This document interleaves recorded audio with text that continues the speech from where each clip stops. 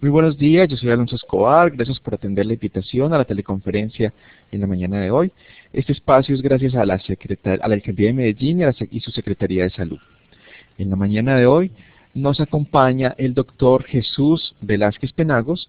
Él nos va a hablar sobre la atención a las infecciones más frecuentes asociadas a la gestación, un enfoque a partir de las nuevas GAI.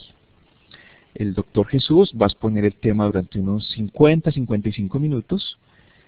Ustedes lo van a escuchar atentamente. Si les surgen preguntas sobre el tema, por favor apúntenlas. Y luego vamos a abrir una sección de preguntas donde el doctor tratará de resolverlas todas y cada una de ellas. Más o menos durante unos 15 minutos tenemos destinado para eso. Y finalizada la sección de preguntas, vamos a colocar el enlace para que por favor registren su participación en un formulario. Esa es la dinámica con la cual vamos a trabajar. De nuevo, muchas gracias por su asistencia a esta teleconferencia y los dejo con el doctor Jesús Velázquez Penagos. Doctor Jesús, bienvenido.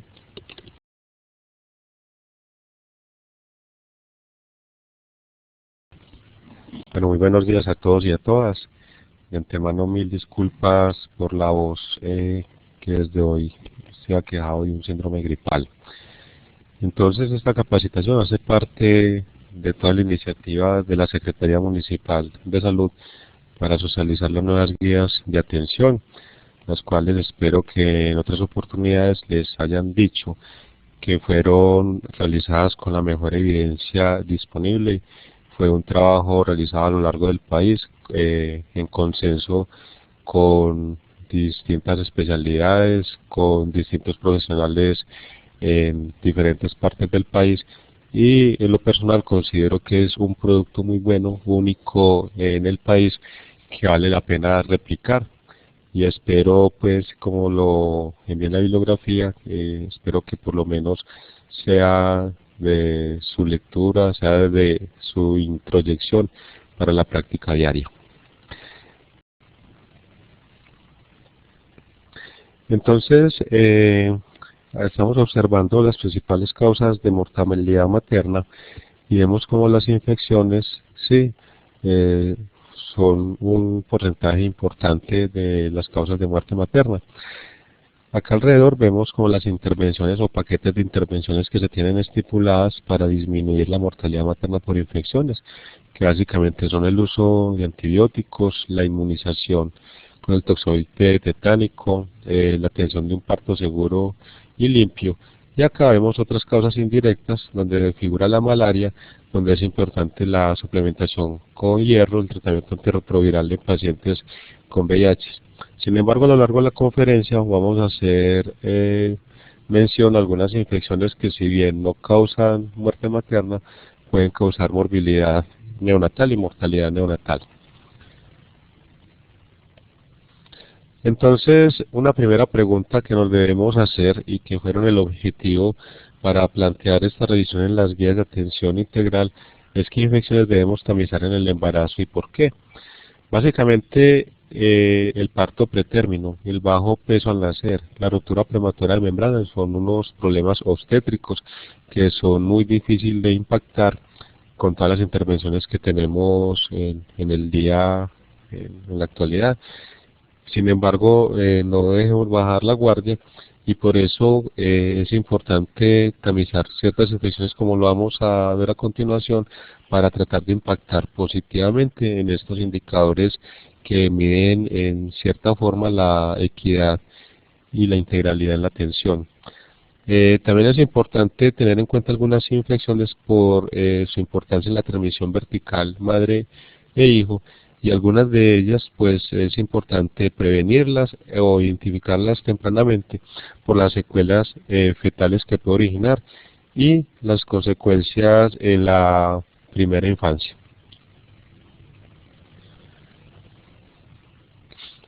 Entonces, ¿qué infecciones se han asociado a estos desenlaces obstétricos? Al bajo peso al nacer, al parto prematuro, a la ruptura prematura de membranas y a las secuelas fetales y neonatales. Pues son las siguientes: la bacteriuria asintomática, la vaginosis bacteriana, la toxoplasmosis, el citomegalovirus, la infección por VIH, la infección por hepatitis B, la sífilis, la malaria, Y como una punta del iceberg está la ruptura prematura de membranas, a la cual voy a hacer mención más adelante. Entonces, ¿qué es importante decir de la bacteriuria asintomática y qué está soportando la evidencia actual para Colombia? Pues hay que tener en cuenta que la bacteriuria asintomática tiene una prevalencia que puede llegar hasta el 18% de las embarazadas en algunas series. Lo importante de la prevalencia de la bacteriuria asintomática en el embarazo es que hasta un 28% de las pacientes que tienen bacteriuria pueden desarrollar pielonefritis, y de estas hasta un 20% se pueden complicar con choque séptico, y de estas que desarrollan choque séptico hasta un 20% pueden morir. Eso en cuanto al desenlace materno, y obviamente la bacteriuria asintomática está asociada al parto pretérmino y el bajo peso al nacer.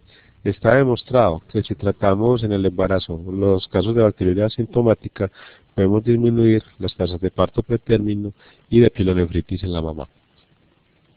Entonces el diagnóstico de bacteriuria asintomático siempre lo vamos a hacer por urocultivo, y en eso es enfática las nuevas guías de atención. Debemos tener en cuenta el papel muy limitado de las tiras reactivas del uroanálisis e incluso del grano de orina, que en el mejor de los casos la sensibilidad diagnóstica de estos métodos no alcanza al 50%. Entonces por eso se debe recalcar la importancia de ordenar urocultivo para hacer diagnóstico de bacteriuria asintomática. Entonces, las recomendaciones clínicas de las guías de atención en cuanto a la bacteriuria asintomática, entonces una recomendación tipo A, es decir, que está soportada con muy buena evidencia. Dice que el urocultivo lo debemos ordenar a todas las embarazadas e idealmente por debajo de la semana 16. Debemos tratar los casos de bacteriuria asintomática por lo menos 7 días, sí, por lo menos 7 días de tratamiento antibiótico, y debemos tener en cuenta, y esto es como una recomendación de buena práctica, toda paciente que haya tenido un urocultivo positivo, debemos hacer seguimiento con urocultivo cada mes en casos de bacteriuria asintomática. Pero también debemos tener en cuenta que si el primer urocultivo realizado antes de la semana 16 o entre la semana 16 y 18, si ese primer urocultivo es negativo, no requerimos más urocultivos de control y podemos tener la seguridad de que en un 80% la paciente no va a desarrollar bacteriuria asintomática o pielonefritis. Entonces, urocultivo para todas las gestantes, idealmente por debajo de la semana 16 o por lo menos entre la semana 16 y 18, para tener en cuenta. En cuanto a la vaginosis bacteriana, debemos decir lo siguiente. Pues tradicionalmente la vaginosis bacteriana se ha asociado a parto pretérmino, a ruptura prematura de membranas y a bajo peso al nacer. Debemos recordar que para hacer diagnóstico de vaginosis bacteriana utilizamos los criterios diagnósticos de Amsel, que básicamente necesitamos por lo menos 2 de esos 3 criterios para hacer diagnósticos de vaginosis bacteriana. Entonces requerimos un pH vaginal superior a 4,5, un test de aminas positivo o la presencia de células guías.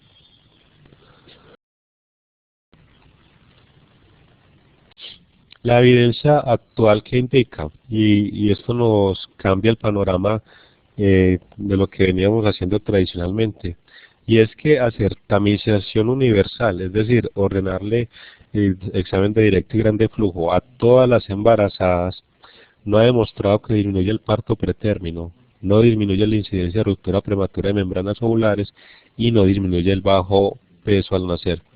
Eso sumado a que hay controversia actual en tratar a las pacientes asintomáticas, que es lo que se hace muy frecuentemente hoy en día. El paciente que me llega al consultorio con un examen compatible con vaginosis bacteriana asintomática, la decisión de tratar o no tratar a esa paciente es hoy en día controversial. En algunas series de casos indican que tratar pacientes asintomáticas se asocian a parto prematuro y a ruptura prematura de membranas. Entonces, con base en la evidencia actual, la recomendación de las guías de atención clínica es: no se recomienda tamizar universalmente para vaginosis bacteriana a las pacientes asintomáticas. Solamente tiene utilidad en la paciente que consulta por descarga vaginal mandarle el examen de frotis vaginal, pero en la paciente asintomática como aparecía en la resolución 412, ordenar este examen en el segundo trimestre, hoy en día no tiene ninguna validez, y sobre todo por lo controversial que es tratar las pacientes asintomáticas, que como ya lo dije, se ha asociado en algunas series a parto prematuro. En cuanto al citomegalovirus, las nuevas guías pues contemplan esta infección, es muy controversial, es de muy difícil diagnóstico, pero vale la pena decir lo siguiente del citomegalovirus.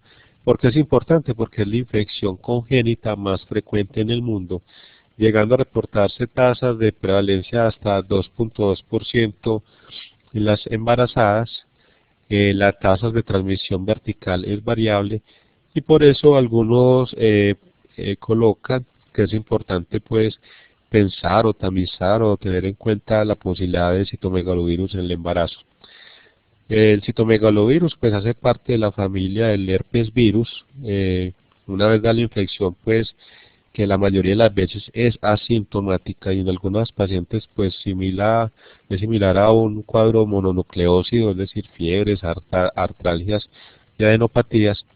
El virus entra en una fase de latencia que cuando las defensas o hay un estado de inmunosupresión dado, pues puede reaparecer el citomegalovirus. Esa es la diferencia entre la primoinfección y la recurrencia, que es cuando hay un estado deficiente de la inmunidad y el virus obviamente reaparece.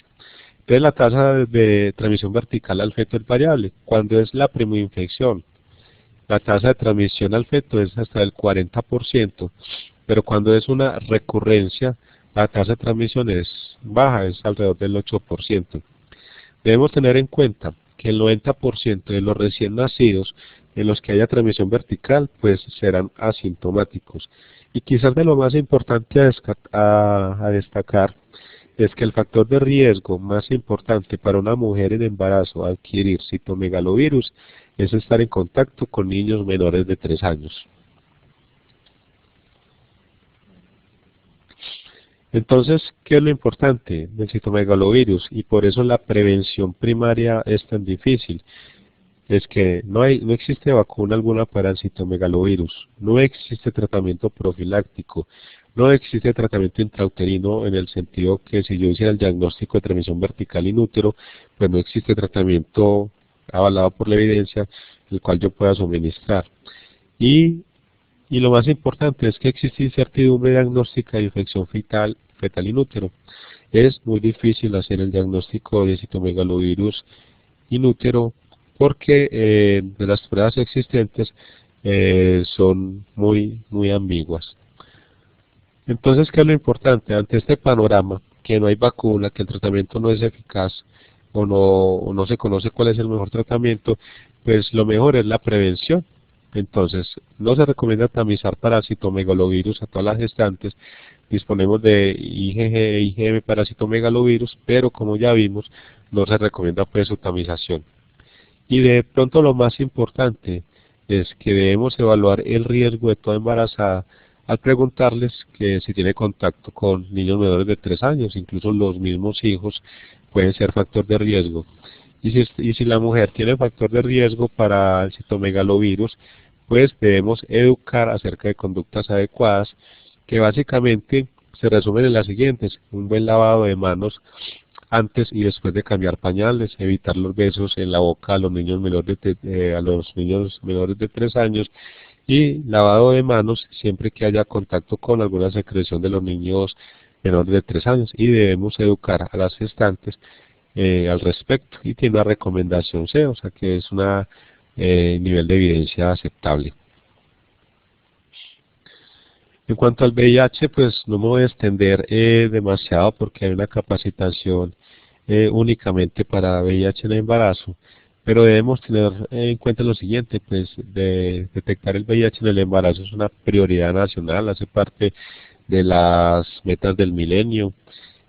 Tenemos que tener en cuenta que el diagnóstico debe ser oportuno, que lo debemos manejar adecuadamente, y tenemos que tener en cuenta, quizás esto es lo más importante, que si no hacemos ninguna intervención, La transmisión vertical del VIH puede llegar hasta el 28% de forma espontánea, y con la intervención esa tasa de transmisión se puede disminuir hasta el 1%. En unas series actuales hablan que hasta menos del 1% de transmisión vertical. De las cosas importantes es que el control prenatal de las gestantes con VIH tiene que ser por un equipo interdisciplinario donde participen nutricionistas, psicólogo, trabajador social, ¿sí? Un obstetra experto o médico general pues experto en el tema, y ya de acuerdo a la complicación de los casos pues la disponibilidad que haya infectólogo. Y esto es también importante, no debe haber más de 2 pacientes por hora.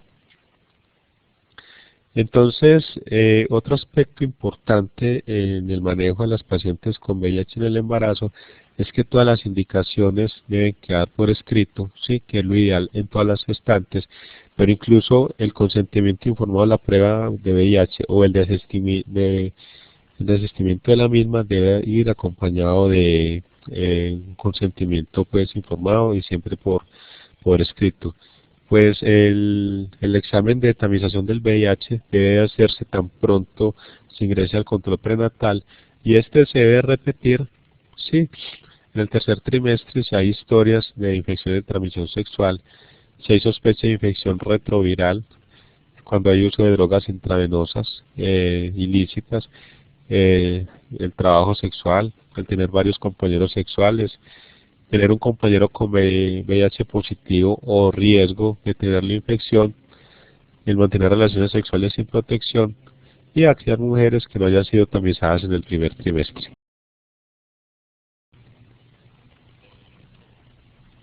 Entonces la recomendación actual para la tamización del VIH es que se debe hacer diagnóstico presuntivo, sea que el diagnóstico se haga con prueba rápida o ELISA, de tercera generación en la cita de inscripción al control prenatal y en el tercer trimestre, si hay alguna de las condiciones citadas previamente.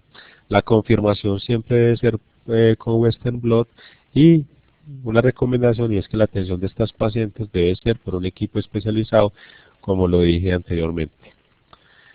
Otra infección que es prevalente en ciertas áreas del departamento, bajo Cauca y Urabá básicamente, es que para malaria debemos hacer la tamización de rutina, sí, en estas áreas endémicas, a todas las pacientes. Voy a la última recomendación: a todas las pacientes que residan en áreas endémicas durante la gestación las debemos alentar al uso de medidas preventivas tales como el uso del mosquitero durante toda la gestación, idealmente siempre, pero como estamos hablando de la posibilidad de malaria gestacional, pues durante toda la gestación. Esta recomendación, la que estoy señalando acá, es controversial, y esta recomendación parte sobre todo en sitios donde hay alta transmisibilidad de la malaria. Y dice que a las pacientes les debemos ofrecer tratamiento con sulfadoxina más pirimetamina durante 3 días en las semanas 26, 32 y 36. Esto ha demostrado en estas áreas de alta transmisibilidad de la infección disminuir el parto pretérmino por malaria y disminuir la malaria placentaria. Sin embargo, en algunas otras series se ha asociado a incremento de la resistencia del Plasmodium a este tipo de medicamentos. ¿Cuándo hacer la tamización de rutina en áreas endémicas? Pues idealmente en cada control prenatal se debería mandar una gota gruesa, ¿sí? O si no, en la semana 24, 28, 32 y 36, pero lo ideal sería una gota gruesa en cada cita del control prenatal.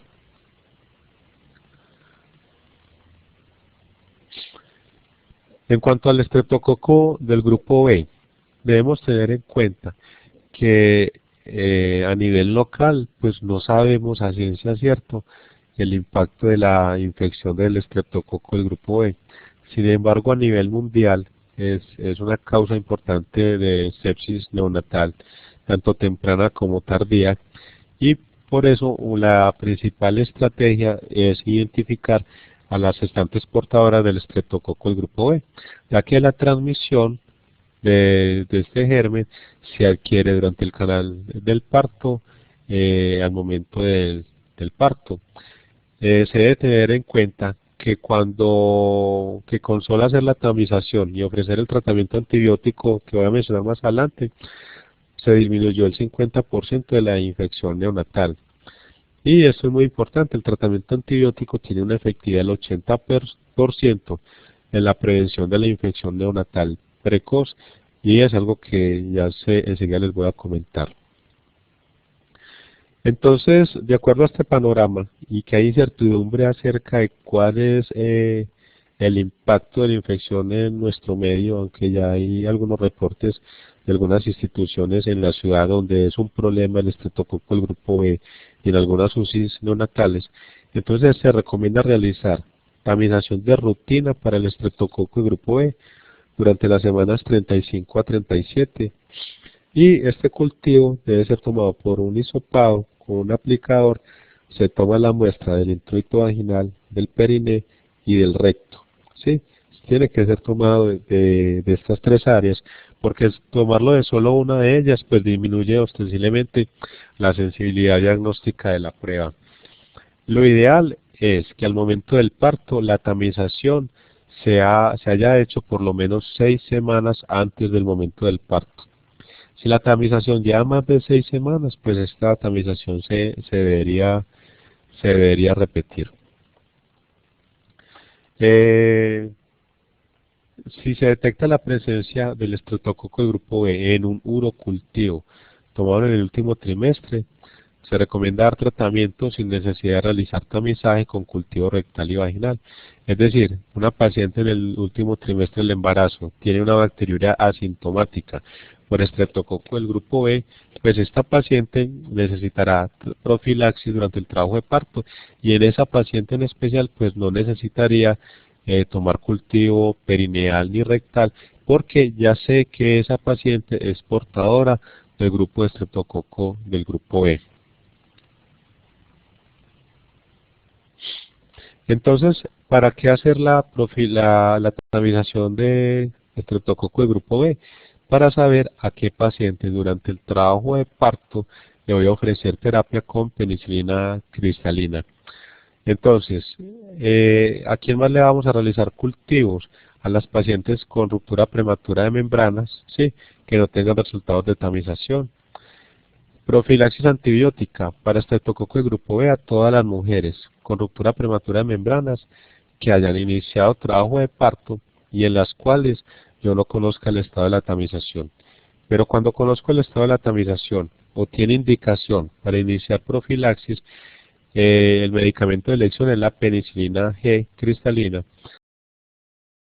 Se da una dosis inicial de 5 millones intravenosos, seguida de una dosis de 2.5 a 3 millones de unidades intravenosas cada 4 horas hasta el momento del parto, ¿sí? Una opción es dar ampicilina 2 gramos intravenosos dosis inicial, seguida por 1 gramo intravenoso cada 4 horas hasta el parto en pacientes portadoras de estreptococo de grupo B. ¿Qué otras condiciones son indicativas de dar profilaxis para estreptococo de grupo B? Entonces vimos las pacientes con trabajo de parto prematuro por debajo de la semana 37, en quien no conozca el estado de tamización. Pacientes con ruptura prematura de membranas por debajo de la semana 37, en quien no tenga conocimiento del estado de tamización, también se beneficia la profilaxis con penicilina cristalina.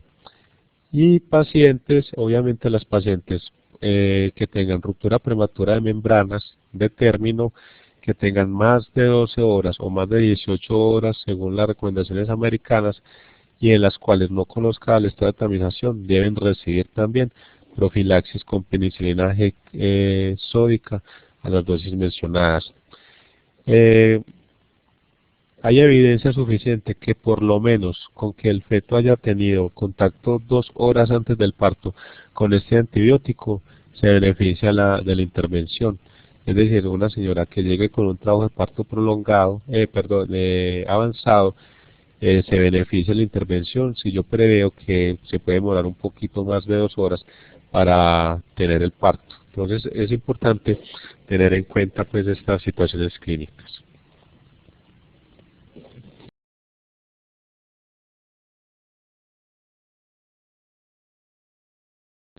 Bueno, otra infección que vale la pena hablar es la de la toxoplasmosis.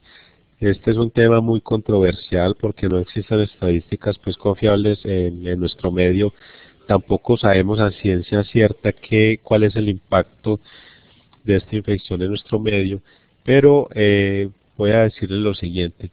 Pues se asume que en Colombia, por lo menos la mitad de las mujeres embarazadas poseen anticuerpos para el toxoplasma, ¿sí? Observen que el 50-60% de las embarazadas tienen inmunidad. Sin embargo, es importante tener en cuenta que hasta un 40% pueden no tener inmunidad frente al toxoplasma. De ese 40% que no tienen inmunidad, pues es esperable que hasta un 3% adquieran la infección durante el embarazo. Es importante tener en cuenta que la seroconversión, es decir, alguien que no tenga inmunidad y adquiera la infección durante el embarazo, sí, depende mucho de la edad. Seroconvierten más las adolescentes, cuyo riesgo es de 1.5%, comparado con las de más de 35 años, cuyo riesgo de seroconversión es del 0.7%. Hay unas áreas del país donde se ha identificado una prevalencia más alta de toxoplasmosis. La región de la costa atlántica sí tiene más prevalencia que la región central, y se han identificado por estudios en Colombia que hay unas ciudades con alta prevalencia de toxoplasmosis como Armenia y Florencia, Caquetá, unas ciudades con prevalencia intermedia como Bogotá, Barranquilla y Bucaramanga, y algunas ciudades con baja prevalencia como Riohacha y Cúcuta. Ustedes se preguntarán, pues, ¿qué tienen estas ciudades para que la prevalencia cambie? Y se ha asociado mucho es la precipitación de las lluvias en estas ciudades.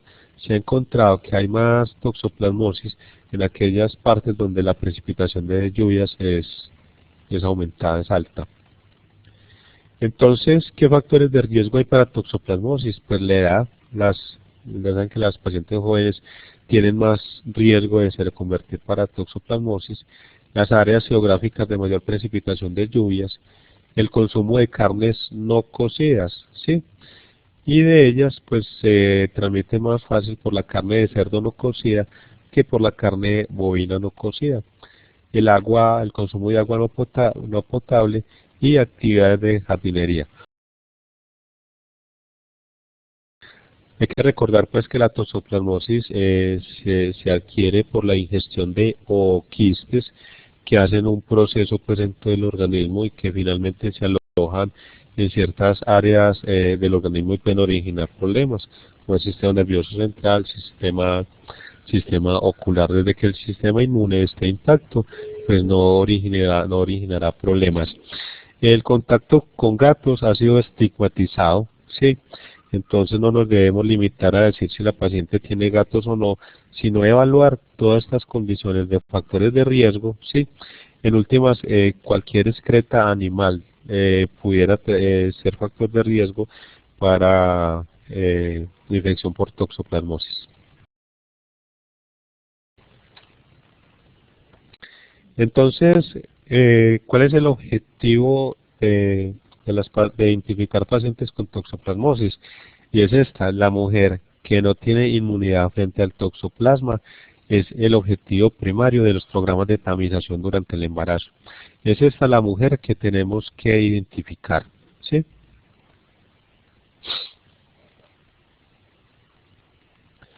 Entonces, los objetivos son detectar y tratar pues, los casos de toxoplasmosis en la gestación, disminuir la transmisión de la infección al feto y disminuir los daños severos en el feto y en el recién nacido.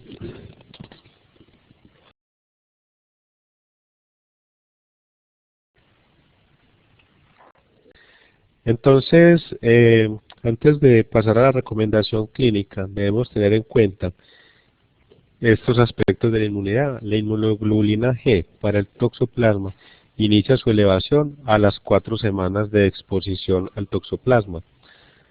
que la inmunoglobulina M, que uno consideraría que nos ayudaría a diferenciar una infección aguda crónica, pues puede permanecer elevada más de 6 meses. Es decir, si una paciente me llega hoy al control prenatal con una IgM positiva para toxoplasma, yo puedo decir que esa paciente adquirió la infección en los 6 meses previos, pero no puedo decir si fue en la última semana o fue en el 6º mes.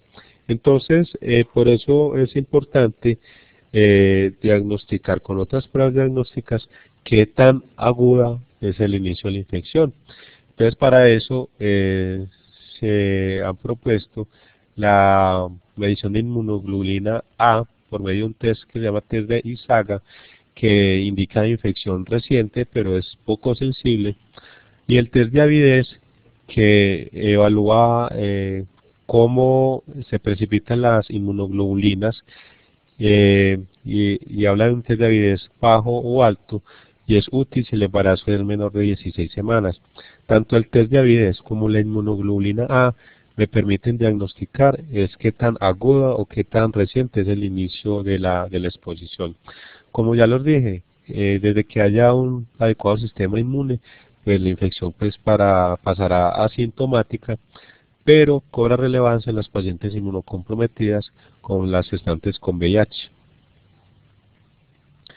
Entonces, básicamente, como la tamización, los resultados de toxoplasmosis en el embarazo, los pudiéramos resumir en esta tablita de 4×4.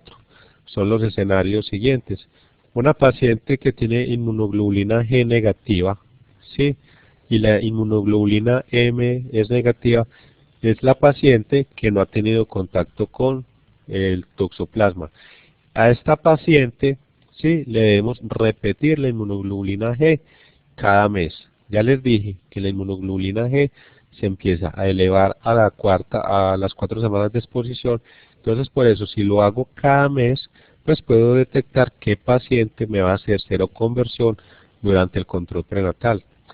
Y antes de continuar, debo decir lo siguiente: el tratamiento para evitar la transmisión vertical de toxoplasma es más eficaz cuando yo lo inicio antes de 4 semanas de haber presentado la exposición. Entonces, por eso es importante devolverme a una diapositiva o 2 atrás, donde yo les dije, el objetivo de la tamización universal para toxoplasma es identificar este grupo de pacientes. Una paciente con inmunoglobulina G positiva, es decir, ya tuvo contacto con el toxoplasma y quedó inmune, y la inmunoglobulina M es negativa, quiere decir que no hay infección en los 6 meses previos a la visita prenatal. Esta paciente quiere decir que ya tiene inmunidad frente al toxoplasma y debe seguir su control prenatal normal. En el caso que la paciente tenga inmunoglobulina G negativa y la inmunoglobulina M es positiva, ¿sí?, esta paciente quiere decir o que no ha estado expuesta al toxoplasma o que en realidad es la infección reciente, y esta debo repetir la inmunoglobulina G al mes para estadificar su infección. Cuando tengo IgG positiva e IgM positiva, es decir, estoy frente a una paciente que tiene infección actual por toxoplasmosis, en esta paciente debo hacer pruebas confirmatorias para establecer qué tan reciente o qué tan reciente es la exposición al toxoplasma. Y es a este tipo de pacientes, a este grupo de pacientes, a las cuales yo le ordeno inmunoglobulina A o test de avidez de acuerdo a la edad gestacional que tenga la paciente. Entonces, para ir finalizando lo de toxoplasmosis, ¿cuál es la recomendación clínica actuales? Y es que en los casos en que no se conozca el estado de infección, se recomienda realizar pruebas de IgG e IgM a la mujer embarazada en su primer control prenatal para determinar la presencia de infección por toxoplasma. O sea que debemos hacer tamización con IgG e IgM a la mujer en el primer control prenatal. Se recomienda, como ya les dije, paciente con IgG e IgM positiva, se realice prueba de avidez para confirmar la antigüedad de la infección si el embarazo es menor de 16 semanas, o inmunoglobulina A, test de ISAGA, si es mayor a 16 semanas de embarazo. Las pacientes que no tienen inmunidad, es decir, las IgG e IgM negativas, deben ser seguidas mensualmente con IgG, como ya lo dije anteriormente.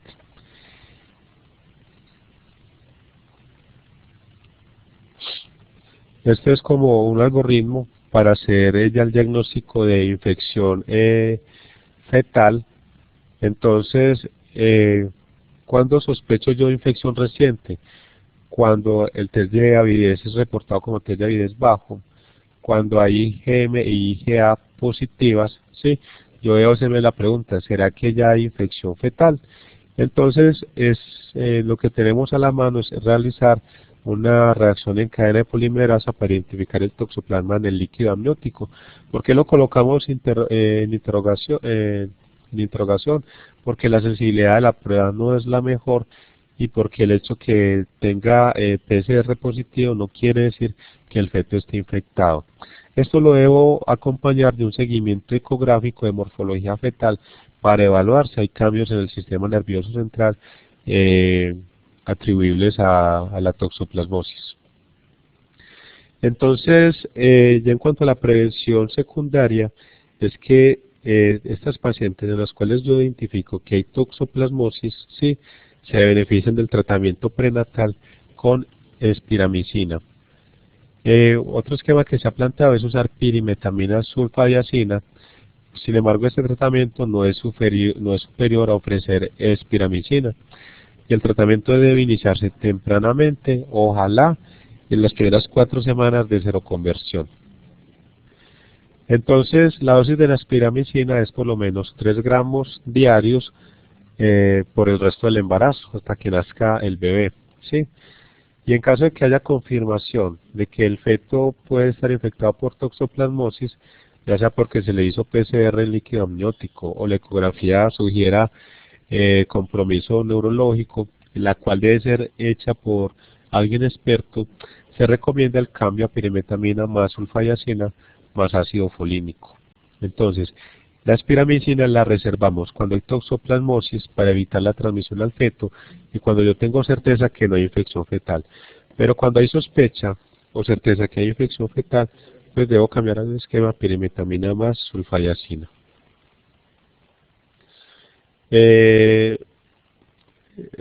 Acá les cuento cómo se hace el diagnóstico del recién nacido.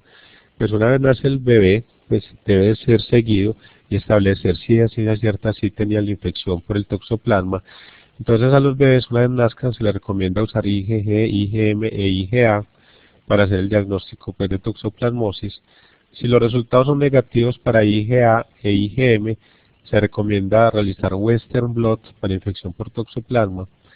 Y si el resultado de IgG es positivo y los resultados son negativos para IgM, IgA y Western blot, lo cual sugeriría paso de inmunidad de la mamá, se recomienda hacer el seguimiento al recién nacido mensualmente durante 6 meses y luego cada 3 meses hasta completar el año para descartar seroconversión. Entonces, para finalizar, yo al principio, cuando empecé a hablar de toxoplasma, les dije que no conocemos el impacto de la toxoplasmosis en nuestro medio, pero sin embargo vale la pena hacer la tamización porque ya les comenté que hasta un 40% de las embarazadas pues no tienen inmunidad, que hasta un 3% pueden hacer seroconversión durante la gestación y quizás de lo más importante es que si un feto se llega a infectar por toxoplasma puede originar secuelas neurológicas graves tipo de retardo de desarrollo psicomotor, parálisis cerebral, sordera y ceguera. Y el estudio de costo-efectividad que se hizo de estas pruebas al interior de las guías demostró con creces de cómo hacer la tamización con inmunoglobulina G e IgM en el control prenatal supera con creces el tratar un feto o un neonato infectado por toxoplasma. O sea que es más barato incluso hacer tamización universal a todas las gestantes en las cuales yo no conozco el estado de inmunidad que tratar un solo niño el cual se haya infectado pues, por toxoplasma. O sea que es una herramienta altísimamente costo efectiva.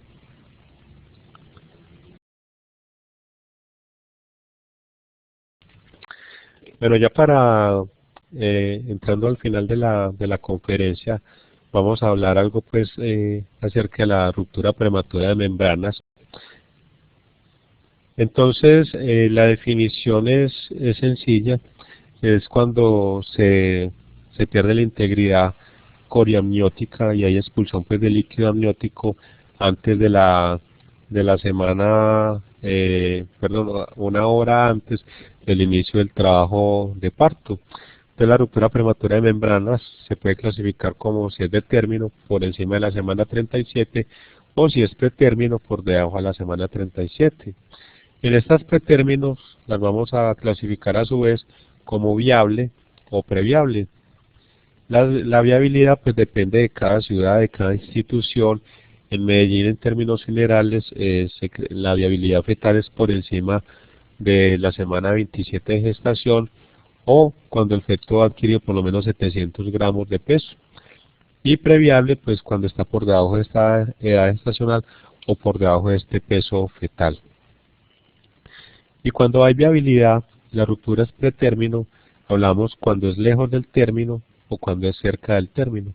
Lejos del término es entre por debajo de la semana 34 y cerca del término es entre la semana 34 y la semana 36 más 5. Así se clasifica la ruptura prematura de membranas. Entonces es importante tener en cuenta que complica hasta un 10% de los embarazos y que es la responsable de un 25 a 30% de partos prematuros. Y esto origina además una cantidad de consecuencias neonatales que incrementan los costos en salud, pues el síndrome de dificultad respiratoria, la coriamnionitis, la enterocolitis necrotizante, la hemorragia intraventricular, hiperbilirubinemia, la sepsis materna y neonatal, y obviamente exige una mayor estancia hospitalaria tanto materna como para el bebé. En cuanto al diagnóstico, pues voy a empezar por acá. Miren cómo es la sensibilidad del examen físico y la especificidad. O sea que en el 90% de los casos yo puedo hacer el diagnóstico con el solo examen físico. ¿Y cuál es el examen físico? Acompañado obviamente de una historia clínica sugestiva, que es una descarga de líquido. Muchas veces la señora describe un olor parecido al límpido o al semen. Y siempre a estas pacientes obviamente hay que hacerle vaginoscopia. ¿Y qué busco yo en la vaginoscopia? Evidenciar salida de líquido por el cervix o evidenciar en el fondo de la vagina como lagos de líquido, ¿sí? Si me quedan las dudas, pues tengo estas otras dos pruebas que son sencillas, y es la prueba de nitracina, que básicamente trabaja con el pH vaginal. Cuando el pH de la vagina es mayor de 6, que es el pH similar al del líquido amniótico, pues este papel cambia de color, de un color amarillo a un color azul o verde. Y lo otro es la prueba del lecho, que se toma de vagina una muestra y se observa en el microscopio y se observa la disposición de lechos del flujo. Observe que la sensibilidad es muy buena, del 90%, y los falsos positivos son aceptables. Entonces, con un examen físico y estas pruebas sencillas, puedo aproximarme mucho al diagnóstico de ruptura prematura de membranas. Cuando el diagnóstico ya es difícil, cuando todas estas pruebas me originan dudas, pues ¿qué se sigue? Pues realizar la ecografía, que básicamente busca medir el líquido amniótico. Ya les hablé pues de la medición del pH vaginal, que es el papel de nitracina, la prueba de cristalización o de lecho. Y hoy en día se están recomendando unas pruebas rápidas que buscan medir la microglobulina alfa 1 placentaria, que eso es como hacer una prueba de embarazo. Se toma la muestra de vagina, se coloca en un blister y rápidamente me identifica esta sustancia, que si es positiva, pues sí puedo asegurar en muchos de los casos que estamos frente a una ruptura prematura de membranas. Y el test de oro es la amioinfusión con índigo carmín, que obviamente ya es como lo último que yo debo hacer, y es cuando ya tengo muchas dudas si estoy frente a una paciente con ruptura prematura de membranas.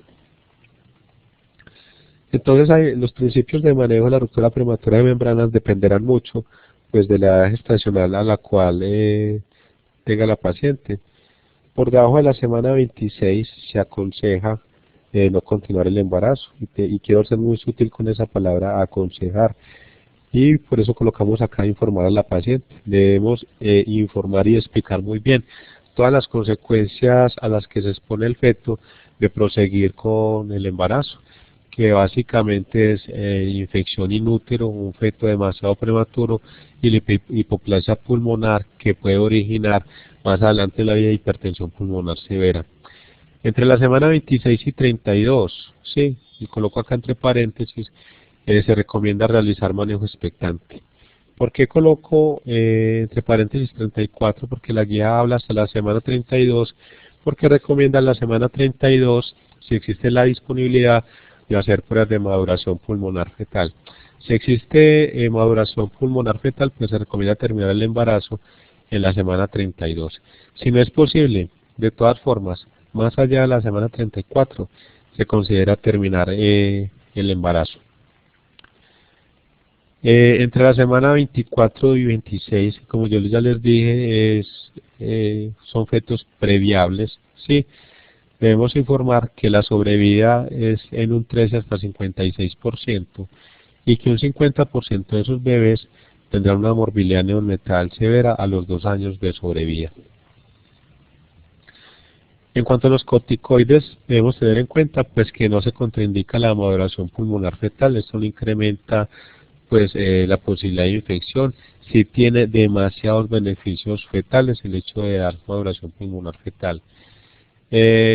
Cuando ha pasado más de una semana del esquema de maduración pulmonar y la paciente tiene menos de 34 semanas, hoy en día se recomienda una dosis única de rescate, no como se hacía hace 15 o 20 años, que era inyección repetida semanal de corticosteroides, sino esta es una única dosis de rescate.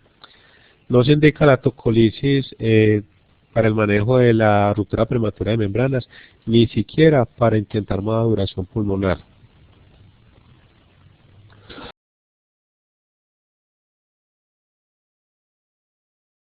En cuanto a la vigilancia materno-fetal, pues hoy en día la recomendación en Colombia es hospitalizar a todas estas pacientes para el manejo de expectante.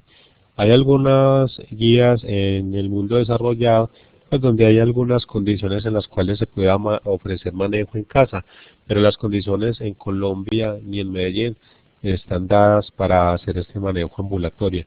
Entonces, debemos hospitalizar a todas estas pacientes. ¿Y hospitalizar para qué? Para evaluar estos signos maternos y fetales, que no haya fiebre, que no haya taquicardia materno-fetal, la presencia de dolor uterino, evaluar siempre las características de la descarga del líquido amniótico y evaluar si hay leucocitosis. En cuanto al papel de la amniocentesis, ¿sí? Entonces para diagnosticar infección pues no es necesaria en embarazos menores de 32 semanas. Tendría alguna utilidad entre la semana 32 y 34, como lo dije previamente, para evidenciar si hay maduración pulmonar o si yo tengo sospecha que pudiera haber alguna infección subclínica. Sin embargo, me voy adelante, no, discúlpenme, ahora les voy a hablar de los criterios de amnionitis por amniocentesis. En cuanto al seguimiento de estas pacientes de forma hospitalaria, debemos tener en cuenta que hacer hemograma y proteína C reactiva pues tiene baja sensibilidad para el diagnóstico de coriamnionitis. Entonces es controversial estar solicitando cuadro hemático diario, incluso cada 48 horas en estas pacientes porque la sensibilidad es baja para hacer diagnóstico de infección amniótica. Vale la pena, eso sí, hacer monitoreo fetal con cierta periodicidad porque nos permite documentar taquicardia fetal o la disminución de la variabilidad fetal.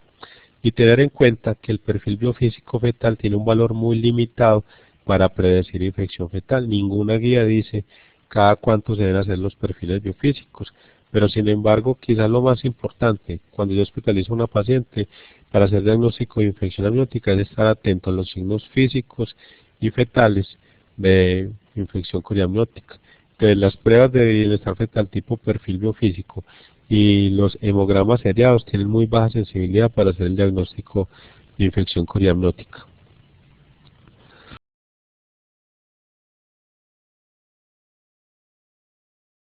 Bueno, otro aspecto del manejo en pacientes con ruptura prematura de membranas, las nuevas guías colombianas le dan una evidencia tipo a darle antibióticos orales, con los siguientes antibióticos: eritromicina oral sola por 10 días, o el esquema ampicilina más eritromicina en régimen combinado tanto parenteral u oral por 7 días. Esto ha demostrado que aumenta el periodo de latencia y puede disminuir pues el parto prematuro.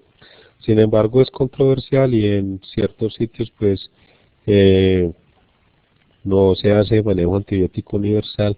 Incluso en algunos sitios de Europa, en Holanda, no se hace en algunos centros de tercer nivel manejo rutinario con antibióticos. Pero esta es la evidencia actual, que ya se hace pues en muchas partes del país. Entonces, el resumen de los principios de manejo serían los siguientes: pues siempre se debe dar manejo hospitalario en un nivel de alta complejidad, mínimo un nivel 3 de atención. Se debe hacer maduración pulmonar fetal, se debe usar esquema antibiótico definido previamente y se debe hacer vigilancia estricta hasta encontrar compromiso en la salud materna, signos de infección intrauterina o compromiso del bienestar fetal, o cuando haya confirmación de la madurez pulmonar. Estos son algunos de los criterios para hacer diagnóstico de amnionitis por estudio de líquido amniótico, y es que haya crecimiento de bacterias, de cualquier tipo de bacterias en el líquido amniótico, la presencia de más de 6 bacterias o leucocitos en la tinción de Gram orientan hacia amnionitis, más de 30 leucocitos por mililitro en líquido amniótico también es sugestivo de amnionitis, una glucosa menor de 15 en el líquido amniótico, niveles de interleuquina 6 mayor a 2.6 nanogramos por mililitro, esto aún es de difícil medición en nuestro medio, y la presencia de metaloproteinasa 8 en el líquido amniótico. Estas dos pruebas, aunque parecen ser raras, pues no están lejos pues como de las condiciones actuales. Yo pienso que de pronto las vamos a tener disponibles en la ciudad. Desconozco si en el momento hay algún centro en la ciudad que tenga estas pruebas. Por lo menos en el hospital donde yo laboro, que es el Hospital San Vicente Fundación, no tenemos disponibilidad de ellas actualmente.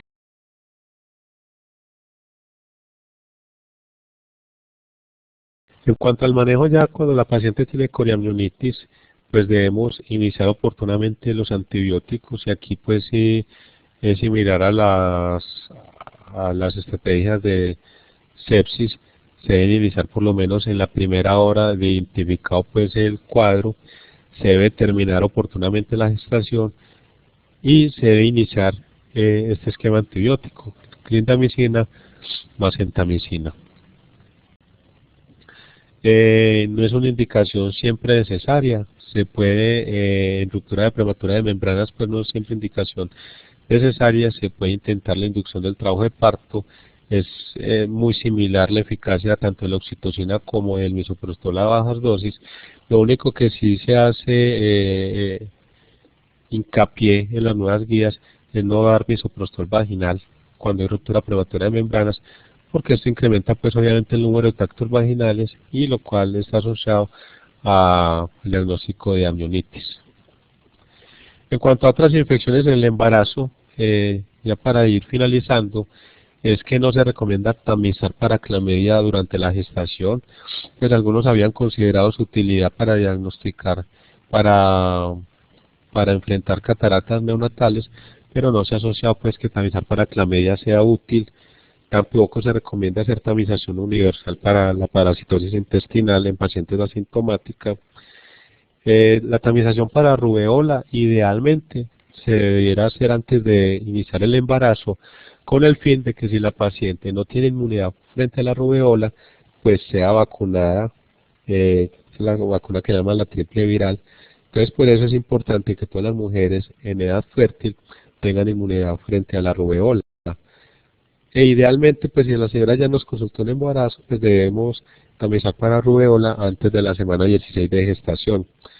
Debemos hacer tamización para sífilis en cada trimestre, y debemos hacer tamización universal para hepatitis B desde el primer control prenatal a todas las embarazadas. No me voy a detener en estas dos últimas infecciones porque estos son objetos de otras capacitaciones virtuales. Y es muy importante, no quería como irme sin hablarles de la vacunación. Es muy importante que introyecten el tema de la vacunación. Entonces, actualmente en la ciudad, pues hay tres problemas importantes, que es el problema de la influenza y el problema de la tosferina. Y acuérdense que después de la pandemia H1N1, en el año 2009, y cómo se incrementó la mortalidad materna, esto nos llevó a reflexionar a muchos acerca de que la influenza es un problema que está en nuestro medio y debemos hacer algo para el tema. Esto motivó a que en las guías de atención hubieran recomendaciones específicas, ¿sí? Entonces, por eso es una recomendación tipo A: vacunación contra la influenza estacional a todas las embarazadas, ¿sí? Todas las embarazadas deben ser vacunadas. Obviamente, si una paciente se rehúsa a vacunarse, pues esto queda por escrito. Y la vacunación, pues obviamente tiene que ser cada año, ¿sí? Estas cepas varían año tras año y por eso la vacuna cambia año tras año y por eso la vacunación debe ser anual. Las mujeres embarazadas que no han sido vacunadas contra el tétanos o se desconoce el esquema de vacunación, deben recibir 3 dosis de toxoide tetánico con un esquema inicial. Se repite la dosis a las 4 semanas, otra a los 6 meses y otra a los 12 meses.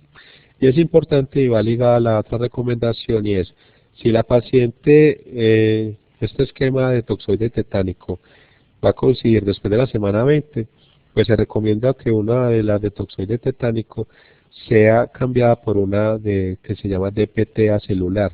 ¿Con cuál objetivo? De incluir la Bordetella pertussis. Entonces, ese es el otro problema de la ciudad. Hay problemas de tosferina en la ciudad, hay unos focos identificados, pero estos focos identificados nos llevaron también a pensar en la importancia de la prevención de la tosferina en el embarazo, y vacunar es la estrategia más eficaz para evitar la tosferina neonatal en los primeros 3 meses de vida. Entonces, no se recomienda obviamente cuando la mujer está embarazada vacunar contra el virus de la hepatitis B. Esto debe ser antes de quedar en embarazo, ¿sí? Tampoco se recomienda que las mujeres en embarazo sean vacunadas contra la varicela. La vacunación contra la varicela debe ser antes de embarazarse, es un virus vivo atenuado y por eso es que no se recomienda su aplicación durante el embarazo. Pero se debe tener en cuenta que la varicela es la segunda causa de neumonía viral más frecuente durante el embarazo y por eso es importante establecer la inmunidad frente a la varicela. La vacunación contra la fiebre amarilla solamente se administra a aquellas gestantes que vayan a viajar a áreas endémicas. Esto es para mostrarles, sí, la importancia de vacunar contra la influenza. Miren que desde el año 2000, este eje son los meses del año, sí, y este es el número de casos de muertes maternas por complicaciones respiratorias. Observen que después de junio, sí, es decir, después de la segunda mitad del año, se incrementan las muertes por complicaciones respiratorias, y esto hace fuerza con el comportamiento estacional del virus de la influenza, y por esto es importante la vacunación de todas las embarazadas contra la influenza, que demostró ser uno de los grupos poblacionales de más riesgo de morir por complicaciones de la influenza. Bueno, esto era todo lo que tenía para decirles. Espero resolver sus inquietudes en los próximos 5 minutos antes de cerrar definitivamente la sesión. Muchas gracias.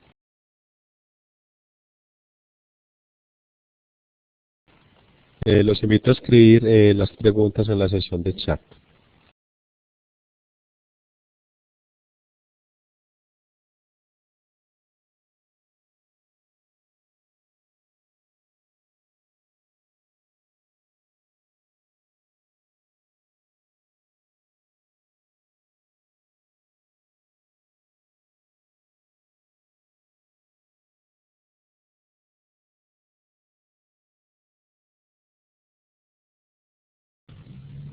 Bueno, hay una pregunta que que hacen si la tamización para el estreptococo del grupo B es un procedimiento POS.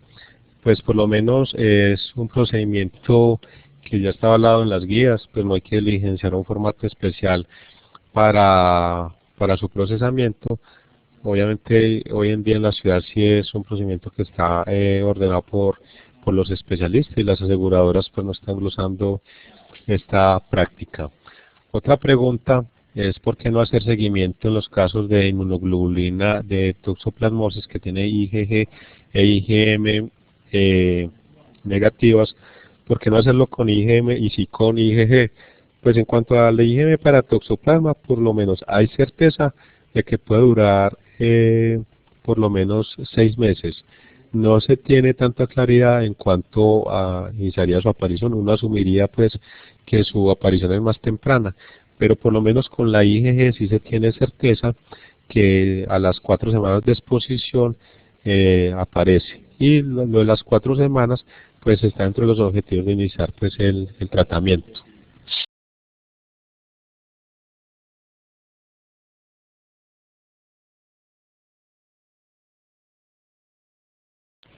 Bueno, muchas gracias a todos y todas. Ya los dejo con manos de Alonso Escobar, quien se encargará de las instrucciones para la asistencia.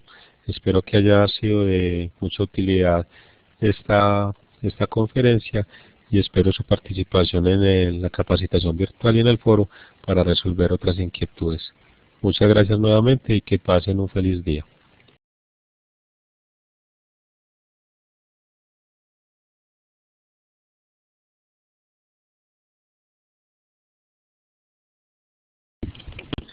Muchas gracias al doctor Jesús por su teleconferencia. Los invito a que registren su asistencia en el enlace que les acabo de colocar en el área de chat. Si de pronto haciendo clic en el enlace no les abre, lo invito a que lo copien y lo peguen en su navegador. Así también les puede funcionar. Que tengan todos una feliz tarde y muchas gracias por atender nuestra invitación.